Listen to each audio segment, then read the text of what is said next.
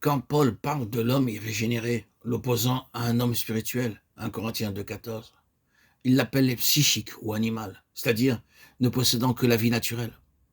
La vie de l'âme comprend toutes nos facultés morales et intellectuelles, même celles qui cherchent Dieu, mais qui le cherchent indépendamment du renouvellement de l'Esprit divin. C'est parce que l'âme s'est placée sous le contrôle de la chair qu'il est dit de l'homme qu'il est devenu chair. L'homme n'est que chair. Genèse 6,3. Sans doute, le corps est composé de chair et d'os, mais comme c'est la chair qui est particulièrement impressionnable et douée de sensations, et que c'est par elle que nous recevons ce qui vient du monde extérieur, ce terme qualifie bien ce qu'est devenu la nature humaine assujettie au sens. Depuis que l'âme tout entière s'est placée sous la domination de la chair, l'Écriture parle de tous ses attributs comme n'étant que chair. Il y a donc une sagesse charnelle aussi bien qu'une sagesse spirituelle. 1 Corinthiens 2,1, Colossiens 1,9. Il y a aussi deux manières de servir Dieu.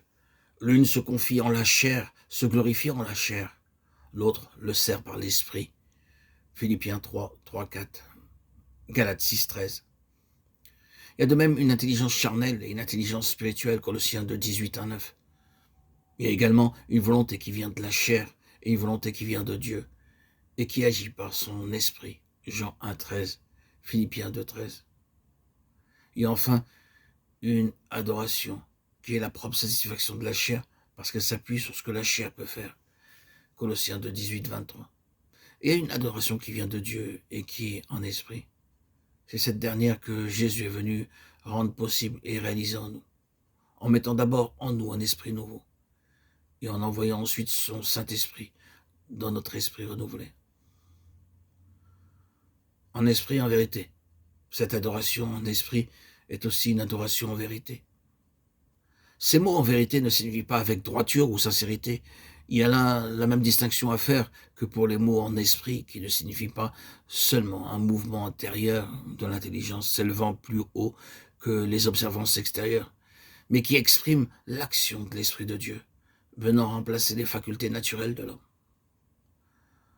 Tous les saints adorateurs de l'Ancien Testament savaient que Dieu demandait d'eux droiture et vérité jusqu'au fond du cœur.